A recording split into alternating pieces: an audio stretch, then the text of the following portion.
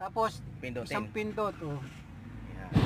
Ito po ang aking highlight video kahapon tungkol sa paggamit ng second way na push button start system. Pero sa akin lang, ginagamit ko is first way. Clutch and button sa manual, brake and button naman sa automatic. Kaya nga no, transmission naka-neutral. Ito po ang Toyota Rush 1.5G na automatic, pagmamayari ni Brother Eddie Opeña, taong 2019 pa nabili nito. Pero ang ginagamit niya sa push button start system, second way. Manual, kailangan mo munang ilagay sa ano. N, no? Pag N, ibig sabihin nito neutral para sa 1.5E na manual transmission lang.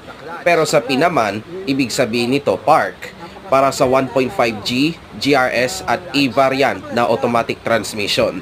Basta naka-neutral lang ha. Oo. Saka mo i-start. Yan po ang rule ni Brother Eddie Opeña sa paggamit ng second way na push button start system. Tandaan, huwag mo naapakan ng preno or clutch hanggat hindi pa na-activate ng accessories at ignition. Unahin po muna, pindutin mo para sa accessories. Pangalawa, pindutin mo ulit para sa ignition. At antayin mong mawala ng mga indicator light.